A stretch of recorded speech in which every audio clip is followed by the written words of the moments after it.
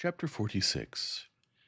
As Fanny could not doubt that her answer was conveying a real disappointment, she was rather in expectation, from her knowledge of Miss Crawford's temper, of being urged again, and though no second letter arrived for the space of a week, she had still the same feeling when it did come.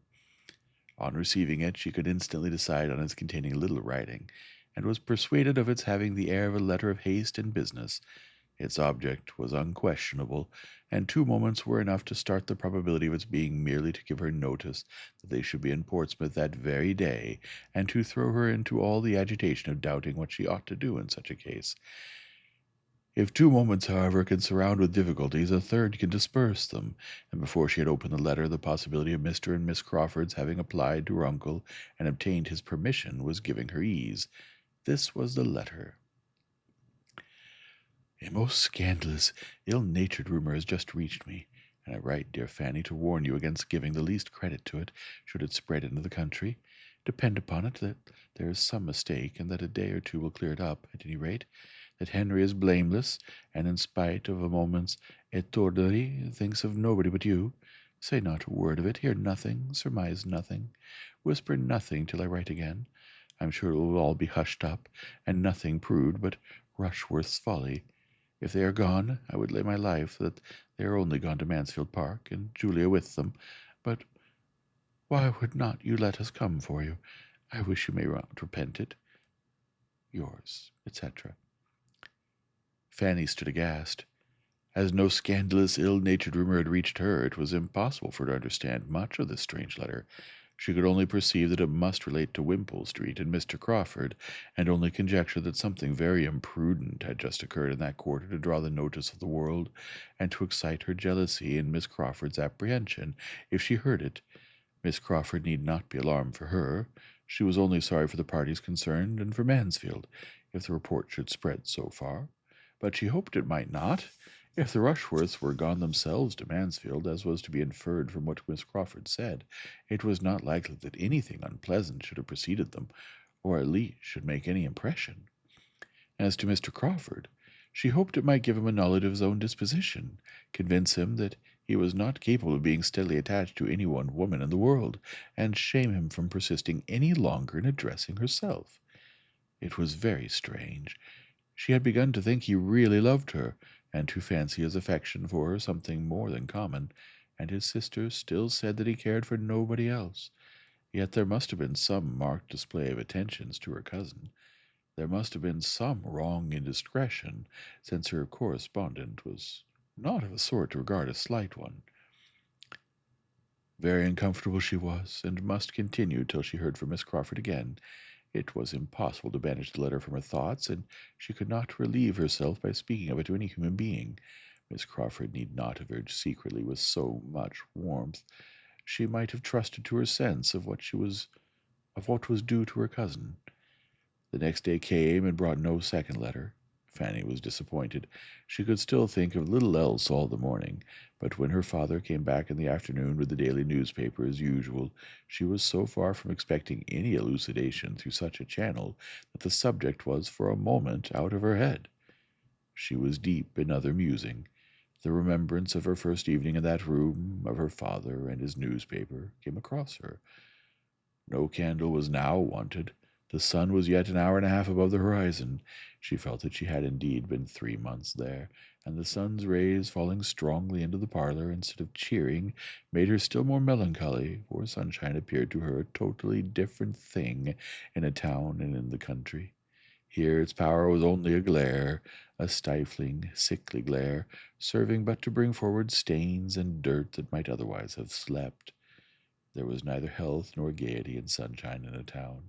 She sat in a blaze of oppressive heat, in a cloud of moving dust, and her eyes could only wander from the walls, marked by her father's head, to the table cut and notched by her brother's, where stood the tea-board, never thoroughly cleaned, the cups and saucers wiped in streaks, the milk a mixture of motes floating in thin blue, and the bread and butter growing every minute more greasy than even Rebecca's hands had first produced it. Her father read his newspaper, and her mother lamented over the ragged carpet as usual, while the tea was in preparation, and wished Rebecca would mend it, and Fanny was first roused by his calling out to her, after humphing and considering over a particular paragraph. "What's the name of your great cousins in town, Fan?" A moment's recollection enabled her to say, "Rushworth, sir." "And don't they live in Wimpole Street?" "Yes, sir." "And there's the devil to pay among them, that's all. There," holding out the paper to her. "Much good may such fine relations do you. I don't know what Sir Thomas may think of such matters. He may be too much of the courtier and fine gentleman to like his daughter the less, but my gee, if she belonged to me, I'd give her the rope's end as long as I could stand over her. A little flogging for man and woman, too, would be the best way of preventing such things." Fanny read to herself that it was with infinite concern the newspaper had to announce to the world a matrimonial fracas in the family of Mr. R. of Wimpole Street. The beautiful Mrs. R., whose name had not been long enrolled in the lists of Hymen, and who had been promised to become so brilliant a leader in the fashionable world, having quitted her husband's roof in company with the well-known and captivating Mr. C., the intimate friend and associate of Mr. R., and it was not known even to the editor of the newspaper whither they were gone. "It's a mistake, sir," said Fanny instantly. "It must be a mistake. It cannot be true. It must mean some other people." She spoke from the instinctive wish of delaying shame. She spoke with a resolution which sprung from despair, for she spoke what she did not, could not believe herself. It had been the shock of conviction as she read. The truth rushed on her, and how she could have spoken at all, how she could even have breathed, was afterwards matter of wonder to herself. Mr. Price cared too little about the report to make her much answer. "It might be a lie," he acknowledged, "but so many fine ladies were going to the devil nowadays that way that there was no answering for anybody." "Indeed, I hope it is not true," said Mrs. Price plaintively. "It would be so very shocking. If I have spoken once to Rebecca about that carpet, I am sure I have spoken at least a dozen times. If not, I, Betsy, and it would not be 10 minutes' work." The horror of a mind like Fanny's, as it received the conviction of such guilt, had begun to take in some part of the misery that must ensue, can hardly be described. At first it was a sort of stupefaction, but every moment was quickening her perception of the horrible evil. She could not doubt, she dared not indulge a hope, of the paragraph being false. Miss Crawford's letter, which she had read so often as to make every line her own, was in frightful conformity with it. Her eager defence of her brother, her hope of its being hushed up, her evident agitation, were all of a piece with something very bad, and if there was a woman of character in existence who could treat as a trifle this sin of the first magnitude, who would try to gloss it over and desire to have it unpunished, she could believe Miss Crawford to be the woman. Now she could see her own mistake as to who were gone or said to be gone. It was not Mr. and Mrs. Rushworth. It was Mrs. Rushworth and Mr. Crawford. Fanny seemed to herself never to have been shocked before. There was no possibility of rest. The evening passed without a pause of misery. The night was totally sleepless. She passed only from feelings of sickness to shudderings of horror, and from hot fits of fever to cold. The event was so shocking that there were moments even when her heart revolted from it as impossible, when she thought it could not be. A woman married only 6 months ago, a man professing himself devoted, even engaged to another, that other her near relation, the whole family, both families connected as they were by tie upon tie, all friends, all intimates together. It was too horrible a confusion of guilt, too gross a complication of evil for human nature, not in a state of utter barbarism, to be capable of. Yet her judgment told her it was so. His unsettled affections wavering with his vanity, Maria's decided attachment, and no sufficient principle on either side, gave it a possibility. Miss Crawford's letter stamped it a fact. What would be the consequence? Whom would it not injure? Whose views might it not affect? Whose peace would it not cut up forever? Miss Crawford herself, Edmund, but it was dangerous perhaps to tread such ground. She confined herself, or tried to confine herself, to the simple, indubitable family misery which must envelop all, if it were indeed a matter of certified guilt and public exposure. The mother's sufferings, the father's, there she paused, Julia's, Tom's, Edmund's, there a yet longer pause. There were two on whom it would fall most horribly, Sir Thomas' parental solicitude and high sense of honor and decorum, Edmund's upright principles, unsuspicious temper, and genuine strength of feeling, made her think it scarcely possible for them to support life and reason under such disgrace, and it appeared to her that as far as this world alone was concerned, the greatest blessing to everyone of kindred with Mrs. Rushworth would be instant annihilation. Nothing happened the next day, or the next, to weaken her terrors. Two posts came in and brought no refutation, public or private. There was no second letter to explain away the first from Miss Crawford. There was no intelligence from Mansfield, though it was now full time for her to hear again from her aunt. This was an evil omen. She had indeed scarcely the shadow of a hope to soothe her mind, and was reduced to so low and wan and trembling a condition as no mother, not unkind, except Mrs. Price, could have overlooked, when the third day did bring the sickening knock, and a letter was again put into her hands.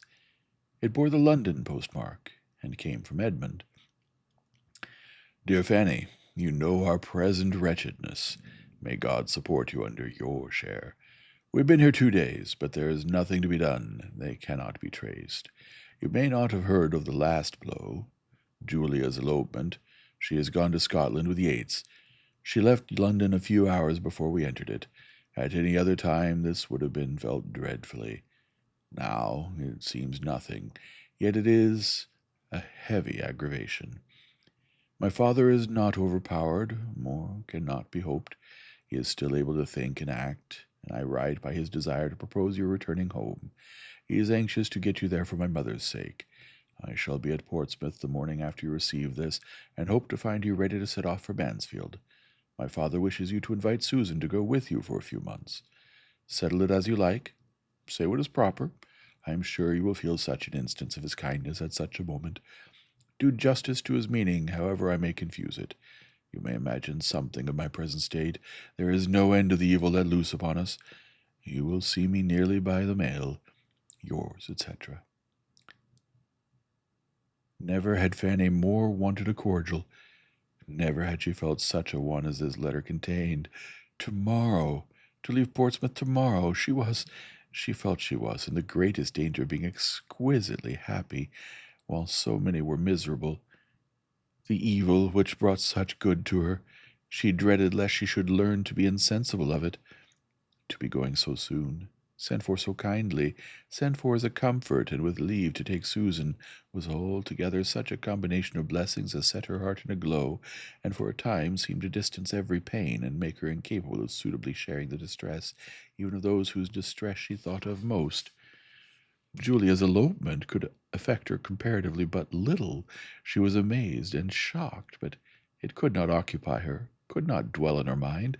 She was obliged to call herself to think of it, and acknowledge it to be terrible and grievous, or it was escaping her in the midst of all the agitating, pressing, joyful cares attending the summons to herself. There is nothing like employment, active, indispensable employment for relieving sorrow. Employment, even melancholy, may dispel melancholy, and her occupations were hopeful. She had so much to do that not even the horrible story of Mrs. Rushworth, now fixed to the last point of certainty, could affect her as it had done before. She had not time to be miserable. Within 24 hours she was hoping to be gone. Her father and mother must be spoken to. Susan prepared, everything got ready. Business followed business. The day was hardly long enough. The happiness she was imparting to, happiness very little alloyed by the black communication which must briefly precede it, the joyful consent of her father and mother to Susan's going with her, the general satisfaction with which the going of both seemed regarded, and the ecstasy of Susan herself, was all serving to support her spirits. The affliction of the Bertrams was little felt in the family. Mrs. Price talked of her poor sister for a few minutes. But how to find anything to hold Susan's clothes, because Rebecca took away all the boxes and spoiled them, was much more in her thoughts. And as for Susan, now unexpectedly gratified at the first wish of her heart, and knowing nothing personally of those who had sinned, or of those who were sorrowing, if she could help rejoicing from beginning to end, it was as much as ought to be expected from human virtue at 14. As nothing was really left for the decision of Mrs. Price, or the good offices of Rebecca, everything was rationally and duly accomplished, and the girls were ready for the morrow. The advantage of much sleep to prepare them for their journey was impossible. The cousin who was traveling towards them could hardly have less than visited their agitated spirits, one all happiness, the other all varying and indescribable perturbation. By 8 in the morning Edmund was in the house. The girls heard his entrance from above, and Fanny went down. The idea of immediately seeing him, with the knowledge of what must be suffering, brought back all her own first feelings. He so near her and in misery, she was ready to sink as she entered the parlor. He was alone and met her instantly, and she found herself pressed to his heart with only these words, just articulate: "My Fanny, my only sister, my only comfort now." She could say nothing, nor for some minutes could he say more. He turned away to recover himself, and when he spoke again, though his voice still faltered, his manner showed the wish of self-command, and the resolution of avoiding any farther allusion. "Have you breakfasted? When shall you be ready? Does Susan go?" were questions following each other rapidly. His great object was to be off as soon as possible. When Mansfield was considered, time was precious, and the state of his own mind made him find relief only in motion. It was settled that he should order the carriage to the door in half an hour. Fanny answered for their having breakfasted and being quite ready in half an hour. He had already ate, and declined staying for their meal. He would walk round the ramparts and join them with the carriage. He was gone again, glad to get away even from Fanny. He looked very ill, evidently suffering under violent emotions, which he was determined to suppress. She knew it must be so, but it was terrible to her. The carriage came, and he entered the house again at the same moment, just in time to spend a few minutes with the family, and be a witness, but that he saw nothing of the tranquil manner in which the daughters were parted with, and just in time to prevent their sitting down to the breakfast table, which by dint of much unusual activity was quite and completely ready as the carriage drove from the door. Fanny's last meal in her father's house was in character with her first. She was dismissed from it as hospitably as she had been welcomed.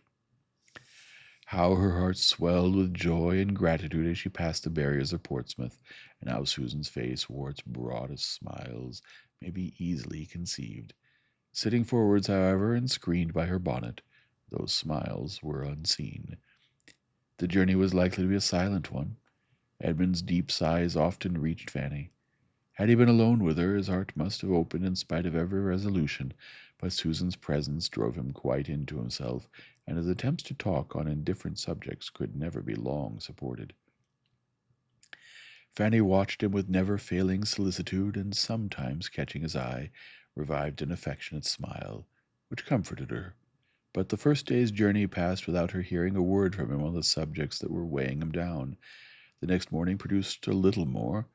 Just before their setting out from Oxford, while Susan was stationed at a window in eager observation of the departure of a large family from the inn, the other two were standing by the fire, and Edmund, particularly struck by the alteration in Fanny's looks and from his ignorance of the daily evils of her father's house, attributing an undue share of the change, attributing all to the recent event, took her hand and said in a low but very expressive tone, "No wonder, you must feel it, you must suffer.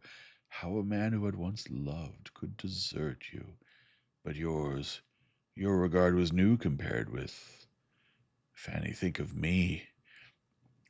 The first division of their journey occupied a long day, and brought them, almost knocked up, to Oxford, but the second was over at a much earlier hour. They were in the environs of Mansfield long before the usual dinner time, and as they approached the beloved place, the hearts of both sisters sank a little. Fanny began to dread the meeting with her aunts and Tom under so dreadful a humiliation, and Susan to feel with some anxiety that all her best manners, all her lately acquired knowledge of what was practised here, was on the point of being called into action.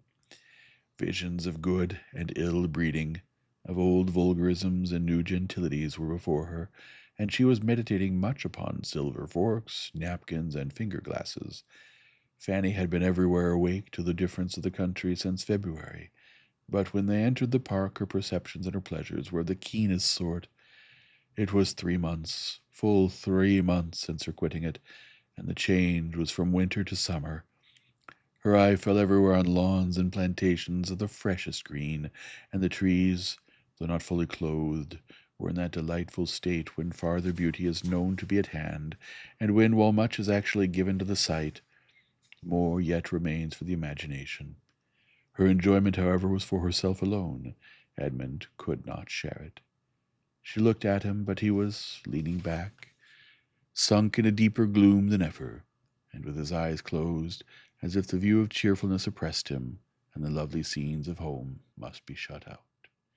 It made her melancholy again, and the knowledge of what was being endured there invested even the house, modern, airy, and well situated as it was, with a melancholy aspect. By one of the suffering party within they were expected with such impatience as she had never known before. Fanny had scarcely passed the solemn-looking servants when Lady Bertram came from the drawing-room to meet her, came with no indolent step, and falling on her neck, and said, "Dear Fanny, now I shall be comfortable." Chapter 47. It had been a miserable party, each of the three believing themselves most miserable. Mrs. Norris, however, as most attached to Maria, was really the greatest sufferer. Maria was her first favorite, the dearest of all. The match had been her own contriving, as she had been wont with such pride of heart to feel and say, and this conclusion of it almost overpowered her. She was an altered creature, quieted, stupefied, indifferent to everything that passed. The being left with her sister and nephew, and all the house under her care, had been an advantage entirely thrown away. She had been unable to direct or dictate, or even fancy herself useful. When really touched by affliction, her active powers had been all benumbed, and neither Lady Bertram nor Tom had received from her the smallest support or attempt at support. She had done no more for them than they had done for each other. They had been all solitary, helpless, and forlorn alike, and now the arrival of the others only established her superiority and wretchedness. Her companions were relieved, but there was no good for her. Edmund was almost as welcome to his brother as Fanny to her aunt, but Mrs. Norris, instead of having comfort from either, was but the more irritated by the sight of the person whom, in the blindness of her anger, she could have charged as the demon of the piece. Had Fanny accepted Mr. Crawford, this could not have happened. Susan, too, was a grievance. She had not spirits to notice her in more than a few repulsive looks, but she felt her as a spy and an intruder and an indolent niece, and everything most odious. By her other aunt, Susan was received with quiet kindness. Lady Bertram could not give her much time or many words, but she felt her, as Fanny's sister, to have a claim at Mansfield, and was ready to kiss and like her. And Susan was more than satisfied, for she came perfectly aware that nothing but ill humor was to be expected from Aunt Norris, and was so provided with happiness, so strong in that blessed of beginnings, an escape from many certain evils, that she could have stood against a great deal more indifference than she met with from the others. She was now left a good deal to herself, to get acquainted with the house and grounds as she could, and spent her days very happily in doing so, while those who might otherwise have attended to her were shut up, or wholly occupied, each with the person quite dependent on them at this time, for everything like comfort. Edmund trying to bear his own feelings and exertions for the relief of his brothers, and Fanny devoted to her Aunt Bertram, returning to every former office with more than former zeal, and thinking she could never do enough for one who seemed so much to want her. To talk over the dreadful business with Fanny, talk and lament, was all Lady Bertram's consolation. To be listened to and borne with, and hear the voice of kindness and sympathy in her turn, was everything that could be done for her. To be otherwise comforted was out of the question. The case admitted of no comfort, Lady Bertram did not think deeply, but guided by Sir Thomas, she thought justly on all important points, and she saw, therefore, in all its enormity what had happened, and neither endeavoured herself, nor required Fanny to advise her, to think little of guilt and infamy. Her affections were not acute, nor was her mind tenacious. After a time, Fanny found it not impossible to direct her thoughts to other subjects, and revived some interest in the usual occupations. But whenever Lady Bertram was fixed on the event, she could see it only in one light, as comprehending the loss of a daughter and a disgrace never to be wiped off. Fanny learned from her all the particulars which had yet transpired. Her aunt was no very methodical narrator, but with the help of some letters to and from Sir Thomas, and what she already knew herself, and could reasonably combine, she was soon able to understand quite as much as she wished of the circumstances attending the story.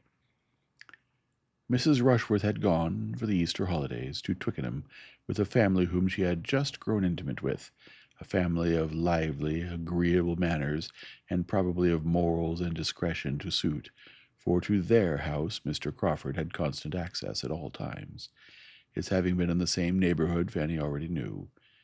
Mr. Rushworth had been gone at this time to Bath, to pass a few days with his mother, and bring her back to town, and Maria was with these friends without any restraint, without even Julia, for Julia had removed from Wimpole Street 2 or 3 weeks before, on a visit to some relations of Sir Thomas, a removal which her father and mother were now disposed to attribute to some view of convenience on Mr. Yates's account. Very soon after the Rushworths returned to Wimpole Street, Sir Thomas had received a letter from an old and most particular friend in London, who, hearing and witnessing a good deal to alarm him in that quarter, wrote to recommend Sir Thomas coming to London himself, and using his influence with his daughter to put an end to the intimacy which was already exposing her to unpleasant remarks, and evidently making Mr. Rushworth uneasy. Sir Thomas was preparing to act upon this letter without communicating its contents to any creature at Mansfield, when it was followed by another, sent express from the same friend, to break to him the almost desperate situation which affairs then stood with the young people. Mrs. Rushworth had left her husband's house. Mr. Rushworth had been in great anger and distress to him, Mr. Harding, for his advice. Mr. Harding feared there had been at least very flagrant indiscretion. The maidservant of Mrs. Rushworth senior threatened alarmingly. He was doing all in his power to quiet everything, with the hope of Mrs. Rushworth's return, but was so much counteracted in Wimpole Street by the influence of Mr. Rushworth's mother, that the worst consequences might be apprehended. This dreadful communication could not be kept from the rest of the family. Sir Thomas set off. Edmund would go with him, and the others had been left in a state of wretchedness inferior only to what followed the receipt of the next letters from London. Everything was by that time public beyond a hope. The servant of Mrs. Rushworth, the mother, had exposure in her power, and, supported by her mistress, was not to be silenced. The two ladies, even in the short time they had been together, had disagreed, and the bitterness of the elder against her daughter-in-law might perhaps arise almost as much from the personal disrespect with which she had herself been treated as from sensibility for her son. However that might be, she was unmanageable, but had she been less obstinate, or at least of less weight with her son, who was always guided by the last speaker, by the person who could get hold of and shut him up, the case would still have been hopeless, for Mrs. Rushworth did not appear again, and there was every reason to conclude her to be concealed somewhere with Mr. Crawford, who had quitted his uncle's house, as for a journey, on the very day of absenting herself. Sir Thomas, however, remained yet a little longer in town, in the hope of discovering and snatching her from farther vice, though all was lost on the side of character. His present state Fanny could hardly bear to think of. There was but one of his children who was not at this time a source of misery to him. Tom's complaints had been greatly heightened by the shock of his sister's conduct, and his recovery so much thrown back by it, that even Lady Bertram had been struck by the difference, and all her alarms were regularly sent off to her husband, and Julia's elopement, the additional blow which had met him on his arrival in London, though its force had been deadened at the moment, must, she knew, be sorely felt. She saw that it was. His letters expressed how much he deplored it. Under any circumstances it would have been an unwelcome alliance, but to have it so clandestinely formed, and Such a period chosen for its completion placed Julia's feelings in a most unfavorable light, and severely aggravated the folly of her choice. He called it a bad thing, done in the worst manner, and at the worst time, and though Julia was yet as more pardonable than Maria, as folly than vice, he could not but regard the step she had taken as opening the worst probabilities of a conclusion hereafter like her sister's. Such was his opinion of the set into which she had thrown herself. Fanny felt for him most acutely. He could not have any comfort but in Edmund. Every other child must be racking his heart. His displeasure against herself, she trusted, reasoning differently from Mrs. Norris, would now be done away. She should be justified. Mr. Crawford would have fully acquitted her conduct in refusing him, but this, though most material to herself, would be poor consolation to Sir Thomas. Her uncle's displeasure was terrible to her, but what could be her justification, or her gratitude and attachment, and what could it do for him? His stay must be on Edmund alone. She was mistaken, however, in supposing that Edmund gave his father no present pain. It was of a much less poignant nature than what the others excited, but Sir Thomas was considering his happiness as very deeply involved in the offence of his sister and friend, cut off by it, as he must be, from the woman whom he had been pursuing, with undoubted attachment and strong probability of success, and who, in everything but this despicable brother, would have been so eligible a connection. He was aware of what Edmund must be suffering on his own behalf, in addition to all the rest, when they were in town. He had seen or conjectured his feelings, and having reason to think that one interview with Miss Crawford had taken place, from which Edmund derived only increased distress, had been as anxious on that account as on others to get him out of town, and had engaged him in taking Fanny home to her aunt, with a view to his relief and benefit, no less than theirs. Fanny was not in the secret of her uncle's feelings. Sir Thomas was not in the secret of Miss Crawford's character. Had he been privy to her conversation with his son, he would not have wished her to belong to him, though her £20,000 had been 40. That Edmund must be forever divided from Miss Crawford did not admit of a doubt with Fanny, and yet, till she knew that he felt the same, her own conviction was insufficient. She thought she did, but she wanted to be assured of it. If he would now speak to her with the unreserve which had sometimes been too much for her before, it would be most consoling, but that she found was not to be. She seldom saw him, never alone. He probably avoided being alone with her. What was to be inferred? That his judgment submitted to all his own peculiar and bitter share of this family affliction, but that it was too keenly felt to be a subject of the slightest communication? This must be his state. He yielded, but it was with agonies which did not admit of speech. Long, long would it be ere Miss Crawford's name passed his lips again, or she could hope for a renewal of such confidential intercourse as had been. It was long. They reached Mansfield on Thursday, and it was not till Sunday evening that Edmund began to talk to her on the subject. Sitting with her on Sunday evening, a wet Sunday evening, the very time of all others when, if a friend is at hand, the heart must be opened and everything told. No one else in the room except his mother, who, after hearing an affecting sermon, had cried herself to sleep. It was impossible not to speak. And so the usual beginnings, hardly be traced as to what came first, and the usual declaration that if she would listen to him for a few minutes, he should be very brief, and certainly never tax her kindness in the same way again. She need not fear a repetition. It would be a subject prohibited entirely.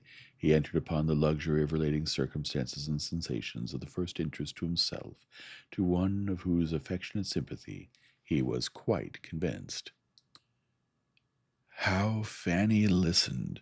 With what curiosity and concern, what pain and what delight! How the agitation of his voice was watched, and how carefully her own eyes were fixed on any object but himself, may be imagined. The opening was coming, and it was alarming. He had seen Miss Crawford. He had been invited to see her.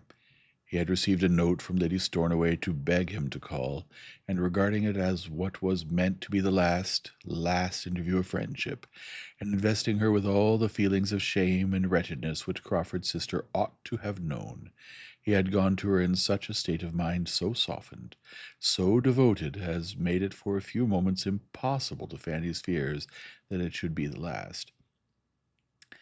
But as he proceeded in his story, these fears were over.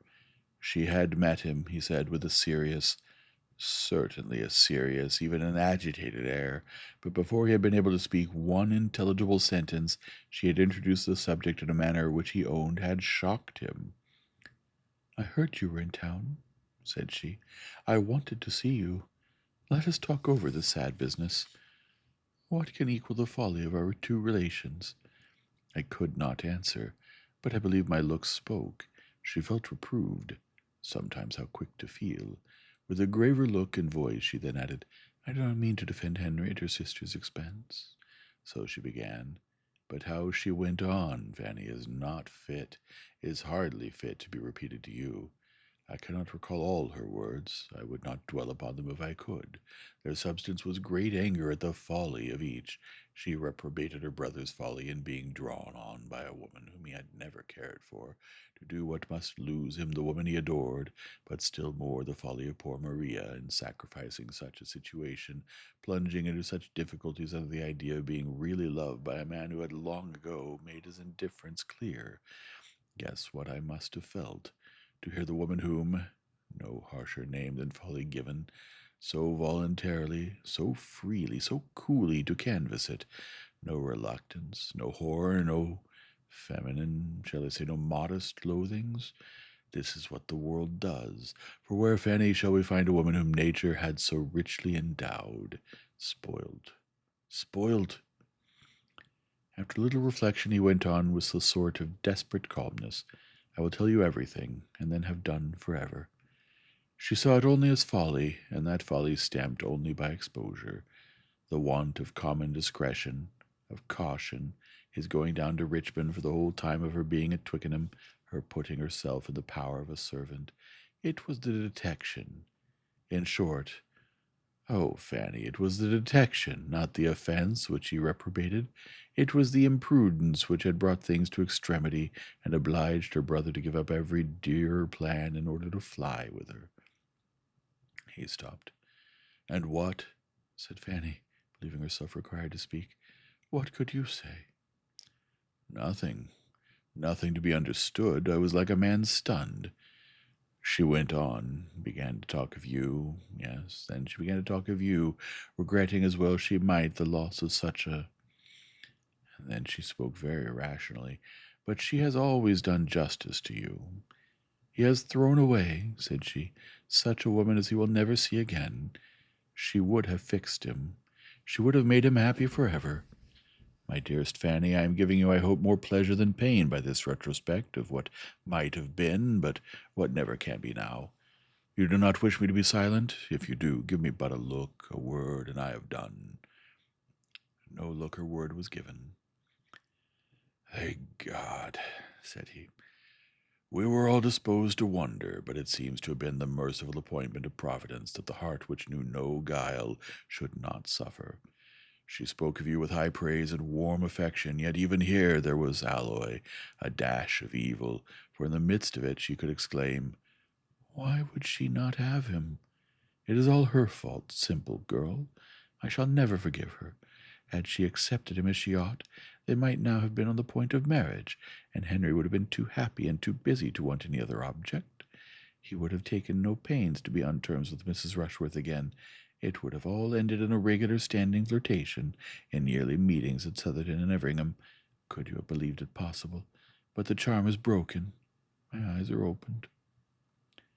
"Cruel," said Fanny, "quite cruel, at such a moment to give way to gaiety, to speak with lightness, and to you. Absolute cruelty." "Cruelty, do you call it? We differ there. No, hers is not a cruel nature. I do not consider her as meaning to wound my feelings. The evil lies yet deeper. in her total ignorance, unsuspiciousness of there being such feelings, in a perversion of mind which made it natural to her to treat the subject as she did. She was speaking only as she had been used to hear others speak, as she imagined everybody else would speak. Hers are not faults of temper. She would not voluntarily give unnecessary pain to anyone, and though I may deceive myself, I cannot but think that for me, for my feelings, she would. Hers are faults of principle, Fanny, of blunted delicacy and a corrupted, vitiated mind. Perhaps it is best for me, since it leaves me so little to regret. Not so, however. Gladly would I submit to all the increased pain of losing her rather than have to think of her as I do. I told her so. Did you? Yes, when I left her I told her so. How long were you together? 5–20 minutes. Well, she went on to say that what remained now to be done was to bring about a marriage between them. She spoke of it, Fanny, with a steadier voice than I can. He was obliged to pause more than once as he continued.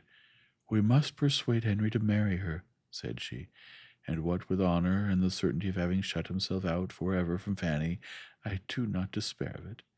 Fanny he must give up. I do not think that even he could now hope to succeed with one of her stamp, and therefore I hope we may find no insuperable difficulty.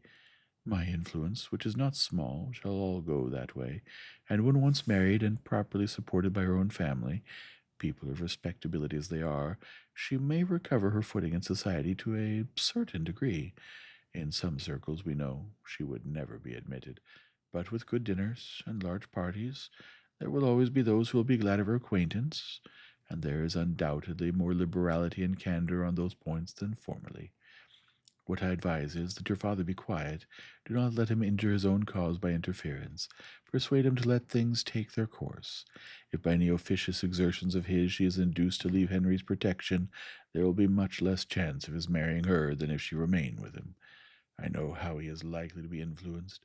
Let Sir Thomas trust to his honor and compassion, and it may all end well. But if he gets his daughter away, it will be destroying the chief hold.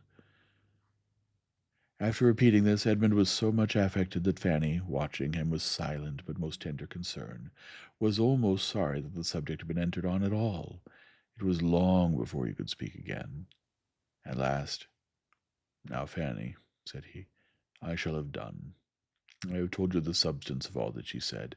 As soon as I could speak, I replied that I had not supposed it possible, coming in such a state of mind into that house as I had done, that anything could occur to make me suffer more, but that she had been inflicting deeper wounds in almost every sentence, that though I had, in the course of our acquaintance, been often sensible of some difference in our opinions, on points too of some moment, it had not entered my imagination to conceive the difference could be such as she had now proved it, that the manner in which she treated the dreadful crime committed by her brother and my sister, with whom lay the greater seduction, I pretended not to say, but the manner in which she spoke of the crime itself, giving it every reproach but the right, considering its ill consequences only as they were to be braved or overborne by a defiance of decency and imprudence in wrong, and last of all, and above all, recommending to us a compliance, a compromise, an acquiescence in the continuance of the sin on the chance of a marriage which,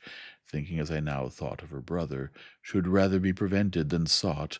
All this together most grievously convinced me that I had never understood her before, and that as far as related to mind it had been the creature of my own imagination, not Miss Crawford, that I had been too apt to dwell on for many months past, that perhaps it was best for me. I had less to regret in sacrificing a friendship, feelings, hopes which must at any rate have been torn from me now, and yet that I must and would confess that I could have restored her to what she had appeared to be before. I would infinitely prefer any increase of the pain of parting, for the sake of carrying with me the right of tenderness and esteem. This is what I said, the purport of it, but, as you may imagine, not spoken so collectedly or methodically as I have repeated it to you. She was astonished, exceedingly astonished, more than astonished. I saw her change countenance. She turned extremely red. I imagined I saw a mixture of many feelings, a great, though short struggle, half a wish of yielding to truths, half a sense of shame, but habit carried it. She would have laughed if she could. It was a sort of laugh as she answered, "A pretty good lecture, upon my word. Was it part of your last sermon? At this rate, you will soon reform everybody at Mansfield and Thornton Lacey, and when I hear of you next, it may be as a celebrated preacher in some great society of Methodists, or as a missionary into foreign parts." She tried to speak carelessly, but she was not so careless as she wanted to appear. I only said in reply that from my heart I wished her well, and earnestly hoped that she might soon learn to think more justly, and not owe the most valuable knowledge we could any of us acquire, the knowledge of ourselves and of our duty, to the lessons of affliction, and immediately left the room. I had gone a few steps, Fanny, when I heard the door open behind me. "Mr. Bertram," said she. I looked back. "Mr. Bertram," said she with a smile, but it was a smile ill-suited to the conversation that had passed, a saucy, playful smile, seeming to invite in order to subdue me. At least it appeared so to me. I resisted. It was the impulse of the moment to resist, and still walked on. I have since sometimes, for a moment, regretted that I did not go back, but I know I was right, and such has been the end of our acquaintance. And what an acquaintance has it been! How have I been deceived? Equally in brother and sister deceived. I thank you for your patience, Fanny. This has been the greatest relief, and now we will have done. And such was Fanny's dependence on his words that for 5 minutes she thought they had done. Then, however, it all came on again, or something very like it, and nothing less than Lady Bertram's rousing thoroughly up could really close such a conversation. Till that happened, they continued to talk of Miss Crawford alone, and how she had attached him, and how delightful nature had made her, and how excellent she would have been had she fallen into good hands earlier. Fanny, now at liberty to speak openly, felt more than justified in adding to his knowledge of her real character by some hint of what share his brother's state of health might be supposed to have in her wish for a complete reconciliation. This was not an agreeable intimation. Nature resisted it for a while. It would have been a vast deal pleasanter to have had her more disinterested in her attachment, but his vanity was not of a strength to fight long against reason. He submitted to believe that Tom's illness had influenced her, only reserving for himself this consoling thought, that considering the many counteractions of opposing habits, she had certainly been more attached to him than could have been expected, and for his sake had been more near doing right. Fanny thought exactly the same, and they were also quite agreed in their opinion of the lasting effect, the indelible impression which such a disappointment must make on his mind. Time would undoubtedly abate somewhat of his feelings, but still it was a sort of thing which he never could get entirely the better of. And as to his ever meeting with any other woman he could, it was too impossible to be named but with indignation. Fanny's friendship was all that he had had to cling to. Chapter 48. Let other pens dwell on guilt and misery.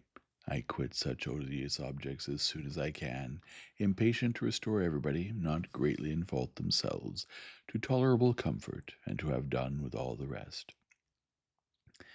My Fanny, indeed, at this very time, I have the satisfaction of knowing, must have been happy in spite of everything. She must have been a happy creature in spite of all that she felt or thought she felt for the distress of those around her. She had sources of delight that must force their way. She was returned to Mansfield Park. She was useful. She was beloved. She was safe from Mr. Crawford, and when Sir Thomas came back, she had every proof that could be given in his then melancholy state of spirits of his perfect approbation and increased regard. And, happy as all this must make her, she would still have been happy without any of it, for Edmund was no longer the dupe of Miss Crawford. It is true that Edmund was very far from happy himself. He was suffering from disappointment and regret, grieving over what was, and wishing for what could never be.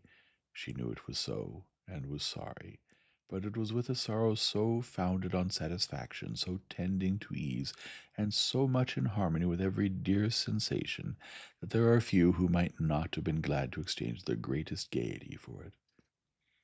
Sir Thomas, poor Sir Thomas, apparent and conscious of errors in his own conduct as a parent, was the longest to suffer.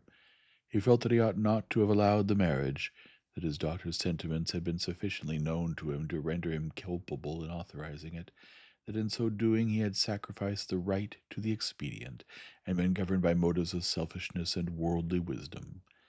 These were reflections that required some time to soften, but time will do almost everything, and though little comfort arose on Mrs. Rushworth's side for the misery she had occasioned, comfort was to be found greater than he had supposed in his other children.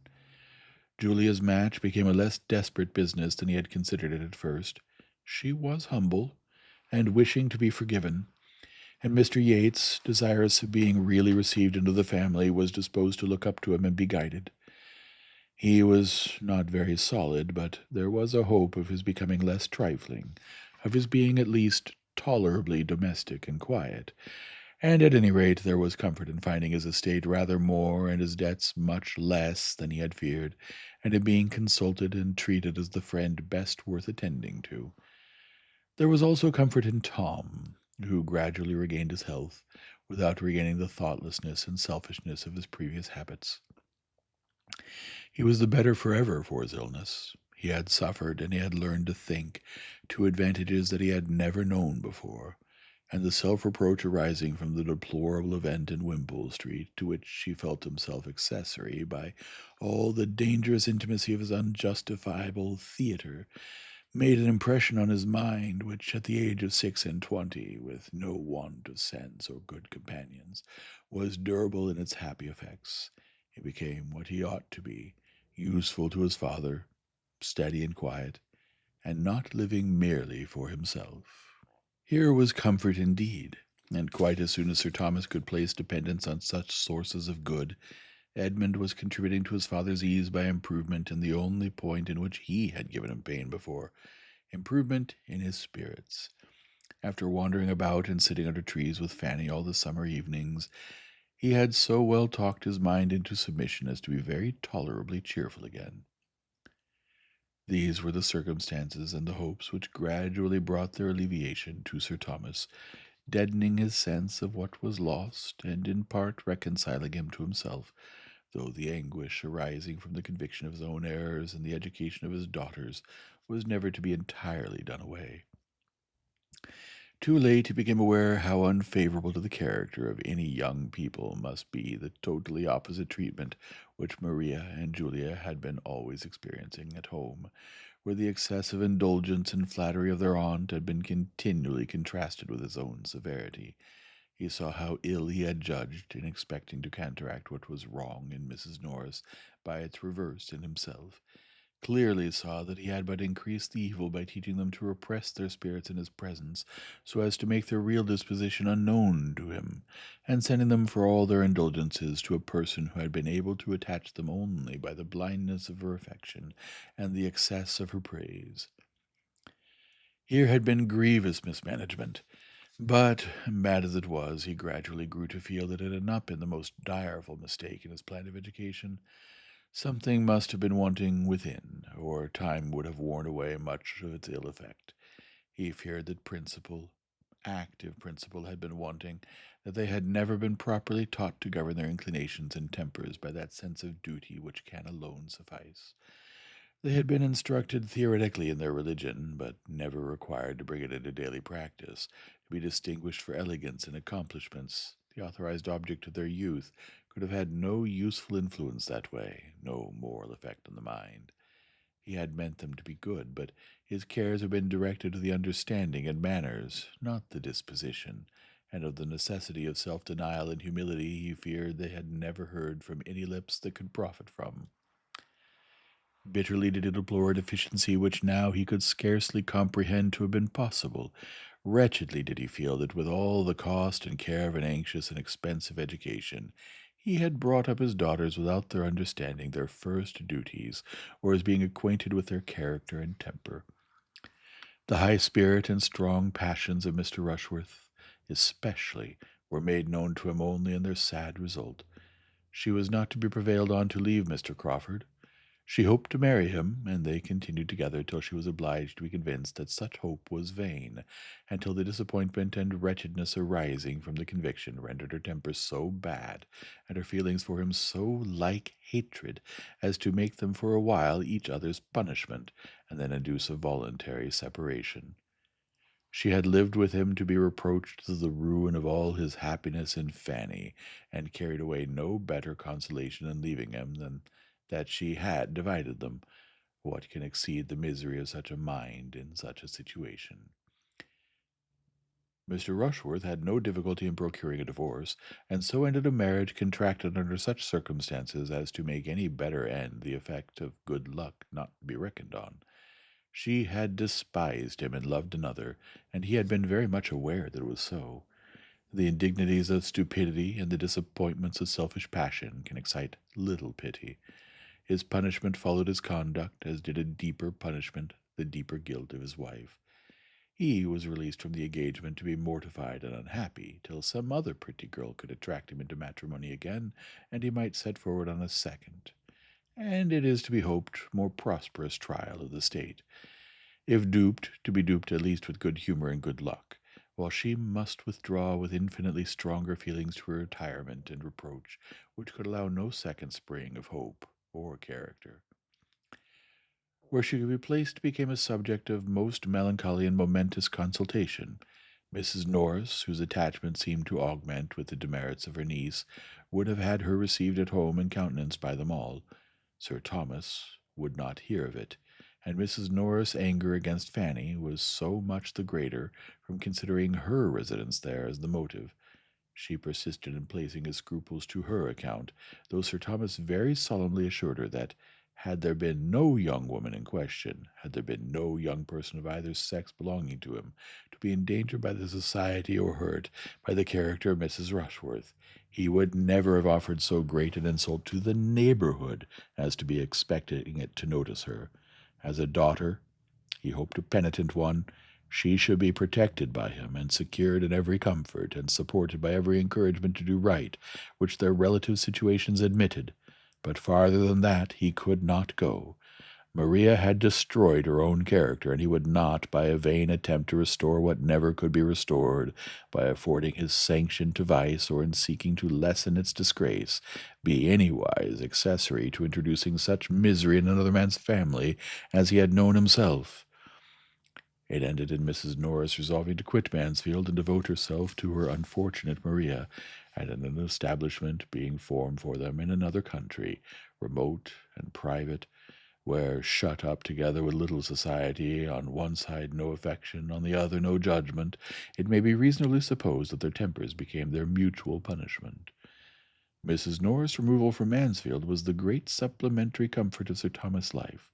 His opinion of her had been sinking from the day of his return from Antigua. In every transaction together from that period, in their daily intercourse, in business or in chat, she had been regularly losing ground in his esteem, and convincing him that either time had done her much disservice, or that he had considerably overrated her sense, and wonderfully borne with her manners before. He had felt her as an hourly evil, which was so much the worse, as there seemed no chance of its ceasing but with life. She seemed a part of himself that must be borne forever. To be relieved from her, therefore, was so great a felicity, that, had she not left bitter remembrances behind her, there might have been danger of his learning almost to approve the evil which produced such a good. She was regretted by no one at Mansfield. She had never been able to attach even those she loved best, and since Mrs. Rushworth's elopement her temper had been in a state of such irritation as to make her everywhere tormenting. Not even Fanny had tears for Aunt Norris, not even when she was gone forever. That Julia escaped better than Maria was owing, in some measure, to a favorable difference of disposition and circumstance, but in a greater to her having been less the darling of that very aunt, less flattered and less spoilt. Her beauty and acquirements had held but a second place. She had been always used to think herself a little inferior to Maria. Her temper was naturally the easiest of the two. Her feelings, though quick, were more controllable, and education had not given her so very hurtful a degree of self-confidence or self-consequence. She had submitted the best to the disappointment in Henry Crawford. After the first bitterness of the conviction of being slighted was over, she had been tolerably soon in a fair way of not thinking of him again, and when the acquaintance was renewed in town, and Mr. Rushworth's house became Crawford's object, she had the merit of withdrawing herself from it, and of choosing that time to pay a visit to her other friends, in order to secure herself from being again too much attracted. This had been her motive in going to her cousin's. Mr. Yates's convenience had had nothing to do with it. She had been allowing his attentions some time, but with very little idea of ever accepting him, and had not her sister's conduct burst forth as it did, and had her increased dread of her father and of her home on that event, imagining its certain consequence to herself would be greater severity and restraint, made her hastily resolve on avoiding such immediate horrors at all risks, it is probable that Mr. Yates would never have succeeded. She had not eloped with any worse feelings than those of selfish alarm, yet it appeared to her the only thing to be done. Maria's guilt had induced Julia's folly. Henry Crawford, ruined by early independence and bad domestic example, indulged in the freaks of a cold-blooded vanity a little too long. Once it had, by an opening undesigned and unmerited, led him into the way of happiness. Could he have been satisfied with the conquest of one amiable woman's affections? Could he have found sufficient exultation in overcoming the reluctance, in working himself into the esteem and tenderness of Fanny Price, there would have been every probability of success and felicity for him. His affection had already done something. Her influence over him had already given him some influence over her. Would he have deserved more? There can be no doubt that more would have been obtained, especially when that marriage had taken place, which would have given him the assistance of her conscience in subduing her first inclination, and brought them very often together. Would he have persevered, and uprightly, Fanny must have been his reward, a reward very voluntarily bestowed within a reasonable period from Edmund's marrying Mary. Had he done as he intended, and as he knew he ought, by going down to Everingham after his return from Portsmouth, he might have been deciding his own happy destiny. But he was pressed to stay for Mrs. Fraser's party. His staying was made of flattering consequence, and he was to meet Mrs. Rushworth there. Curiosity and vanity were both engaged, and the temptation of immediate pleasure was too strong for a mind unused to make any sacrifice to right. He resolved to defer his Norfolk journey, resolved that writing should answer the purpose of it, or that its purpose was unimportant, and stayed. He saw Mrs. Rushworth, was received by her with a coldness which ought to have been repulsive, and was established apparent indifference between them forever. But he was mortified. He could not bear to be thrown off by the woman whose smiles had been so wholly at his command. He must exert himself to subdue so proud a display of resentment. It was anger on Fanny's account. He must get the better of it, and make Mrs. Rushworth Maria Bertram again in her treatment of himself. In this spirit he began the attack, and by animated perseverance had soon re-established the sort of familiar intercourse, of gallantry, of flirtation which bounded his views, but in triumphing over the discretion which, though beginning in anger, might have saved them both, he had put himself in the power of feelings on her side more strong than he had supposed. She loved him. There was no withdrawing attentions more avowedly dear to her. He was entangled by his own vanity, with as little excuse of love as possible, and without the smallest inconstancy of mind towards her cousin. To keep Fanny and the Bertrams from a knowledge of what was passing became his first object. Secrecy could not have been more desirable for Mrs. Rushworth's credit than he felt it for his own. When he returned from Richmond, he would have been glad to see Mrs. Rushworth no more. All that followed was the result of her imprudence, and he went off with her at last because he could not help it, regretting Fanny even at the moment, but regretting her infinitely more when all the bustle of the intrigue was over, and a very few months had taught him, by the force of contrast, to place a yet higher value on the sweetness of her temper, the purity of her mind, and the excellence of her principles. That punishment, the public punishment of disgrace, should in a just measure attend his share of the offense, we know is not one of the barriers which society gives to virtue. In this world the penalty is less equal than could be wished, But without presuming to look forward to a juster appointment hereafter, we may fairly consider a man of sense, like Henry Crawford, to be providing for himself no small portion of vexation and regret, vexation that must rise sometimes to self-reproach, and regret to wretchedness, in having so requited hospitality, so injured family peace, so forfeited his best, most estimable, and endeared acquaintance, and so lost the woman whom he had rationally as well as passionately loved. After what had passed to wound and alienate the two families, the continuance of the Bertrams and Grants in such close neighborhood would have been most distressing. But the absence of the latter for some months purposely lengthened, and ended very fortunately in the necessity, or at least the practicability, of a permanent removal. Dr. Grant, through an interest on which he had almost ceased to form hopes, succeeded to a stall in Westminster, which, as affording an occasion for leaving Mansfield, an excuse for residence in London, and an increase of income to answer the expenses of the change, was highly acceptable to those who went and those who stayed. Mrs. Grant, with a temper to love and be loved, must have gone with some regret from the scenes and people she had been used to, but the same happiness of disposition must in any place, in any society, secure her a great deal to enjoy. And she had again a home to offer Mary, and Mary had had enough of her own friends, enough of vanity, ambition, love, and disappointment in the course of the last half year to be in need of the true kindness of her sister's heart and the rational tranquillity of her ways.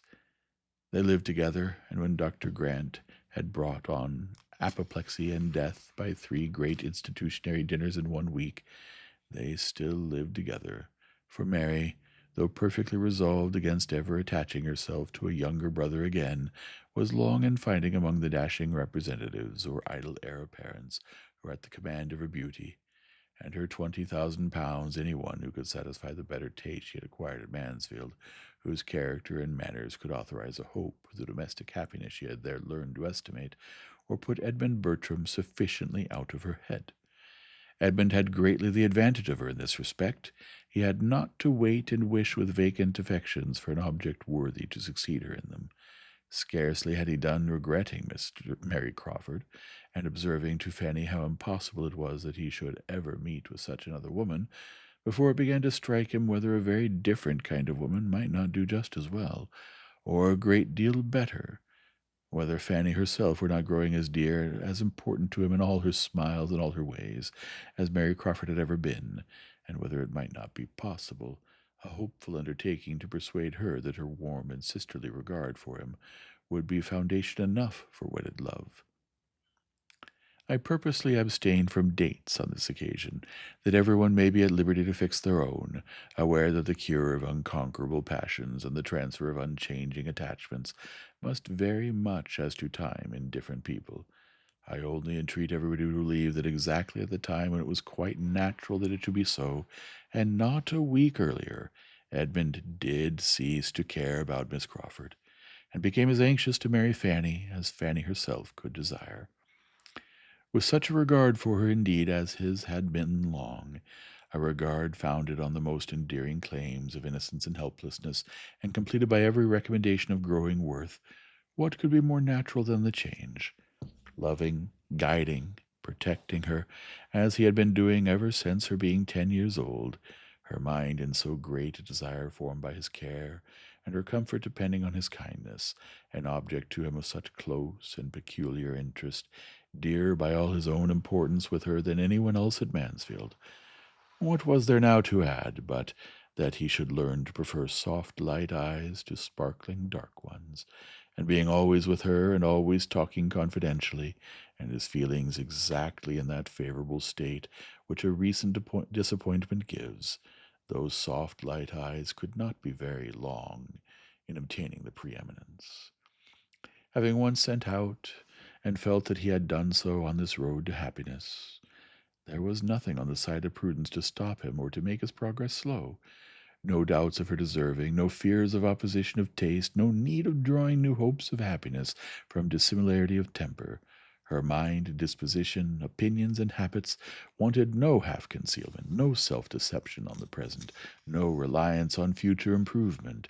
Even in the midst of his late infatuation, he had acknowledged Fanny's mental superiority. What must be his sense of it now, therefore? She was, of course, only too good for him, but as nobody minds having what is too good for them, he was very steadily earnest in the pursuit of the blessing, and it was not possible that encouragement from her should be long wanting.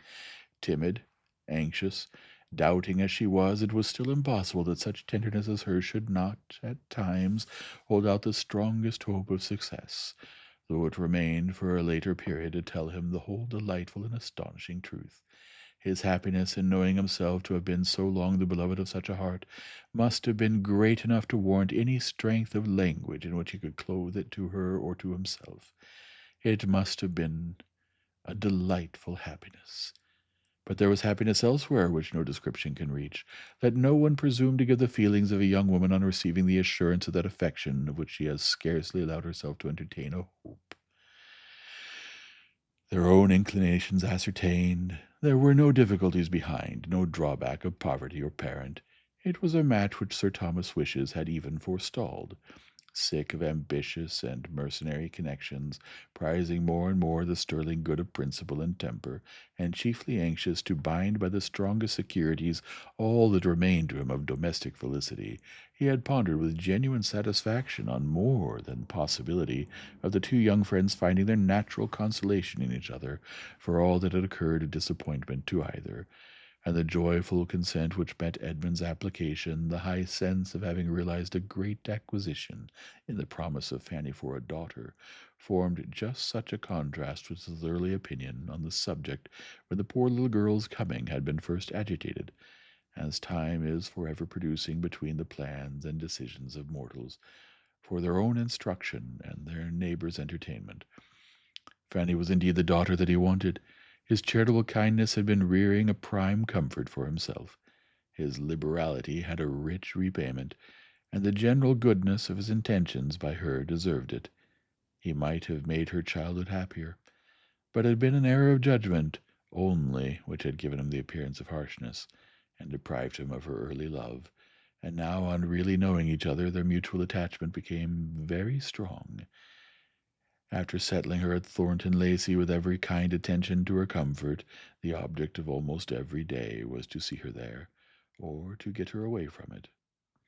Selfishly dear as she had long been to Lady Bertram, she could not be parted with willingly by her. No happiness of son or niece could make her wish the marriage, but it was possible to part with her because Susan remained to supply her place. Susan became the stationary niece, delighted to be so, and equally well adapted for it by a readiness of mind and an inclination for usefulness, as Fanny had been by sweetness of temper and strong feelings of gratitude. Susan could never be spared. First as a comfort to Fanny, then as an auxiliary, and last as her substitute, she was established at Mansfield with every appearance of equal permanency. Her more fearless disposition and happier nerves made everything easy to her there. With quickness and understanding, the tempers of those she had to deal with, and no natural timidity to restrain any consequent wishes, she was soon welcome and useful to all, and after Fanny's removal succeeded so naturally to her influence over the hourly comfort of her aunt as gradually to become perhaps the most beloved of the two.